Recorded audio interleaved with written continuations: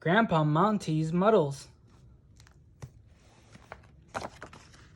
Grandpa Monty's Muddles. Text, Marta, Zafrilla. Illustrations, Miguel Angel Diaz. You might think that it's easy to start telling a story, but it isn't.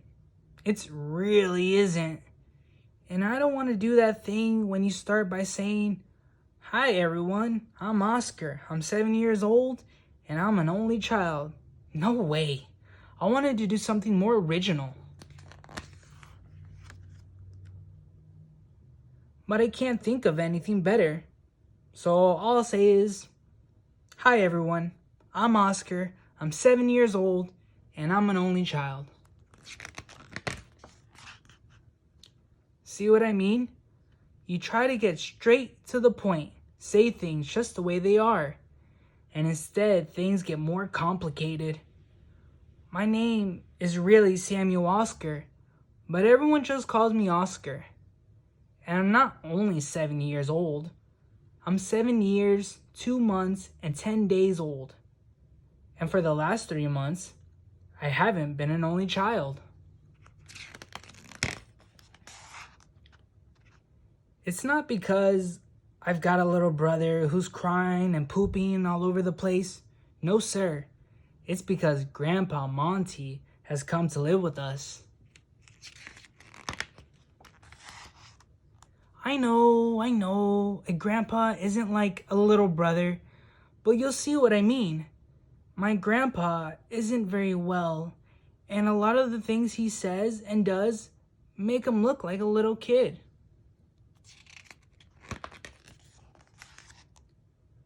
But let's not get carried away here. The best thing to do is start at the beginning. Grandpa Monty lived alone in a little town after Grandma Louisa died. He looked after himself just fine. He cooked for himself, ironed his shirts, and kept the house clean and tidy.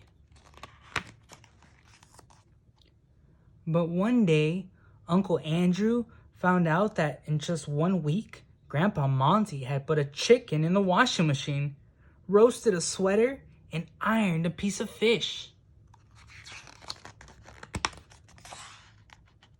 At first, Mom thought he was doing it to get attention, so we'd go visit him more often.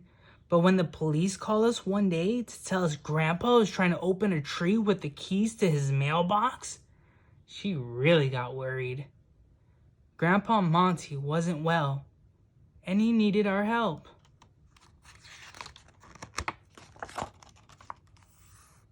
Uncle Andrew was out all day, so Grandpa came to live with us because we could look after him and keep him company. Dad's office was turned into Grandpa's bedroom, and soon the smell of lavender and tartan blankets replaced Dad's shelves, books, and files.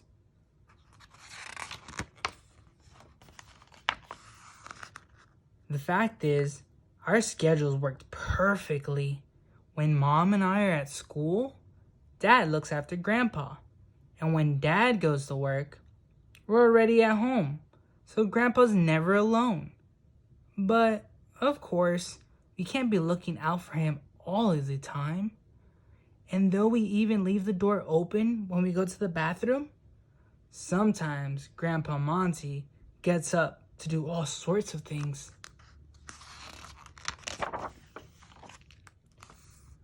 The worst thing about Grandpa's illness, as you realize, is that he mixes up towels with napkins, gloves with socks, and biscuits with medicines. If we all keep an eye on him, we can make sure he doesn't thread on Yoka, our cat, or try to turn on the TV with an eggplant, although sometimes that's funny. But what's really sad is that little by little, he seems to forget which words to use. At first, I thought it was my fault and that he was forgetting them so that I learned them. But Mom explained to me that it wasn't that. He was just forgetting them, and it had nothing to do with me.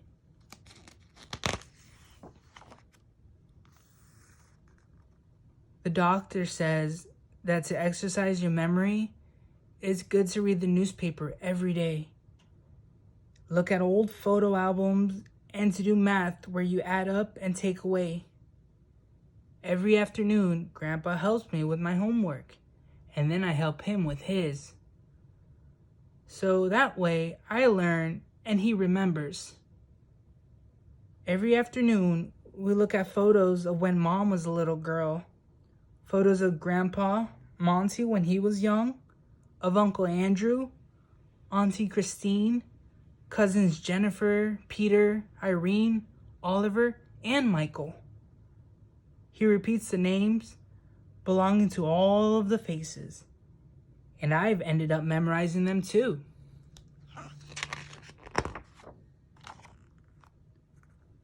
To stop Grandpa Monty from getting in a muddle, one day when Mom went to the doctor, I covered the house with notes with the names of things.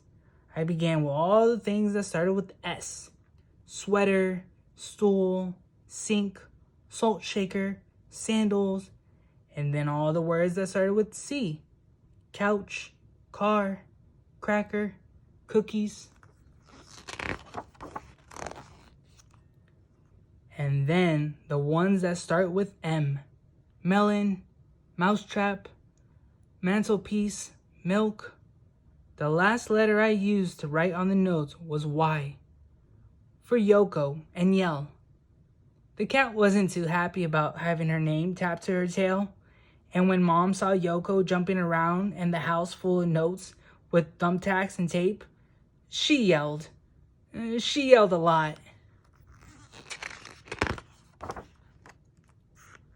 Fortunately, Dad let me off easy, saying that although making holes all over the house wasn't the best idea in the world, I'd been trying to help Grandpa Monty. But I wasn't allowed to watch TV, and I had to pick up all of the notes that stuck all over the house. I kept the thumbtacks and tape, and I put the notes with the words on them in an empty photo album. The next day, I gave Grandpa his first word album, which was really a miniature dictionary with the words from around our house.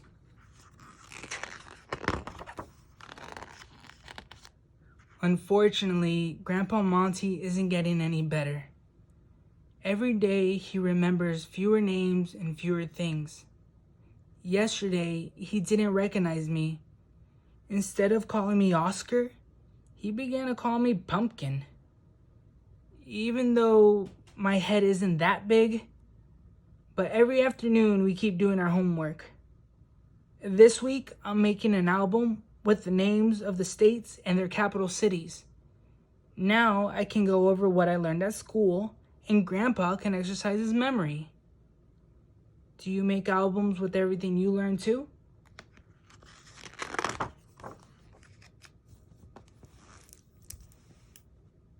The end.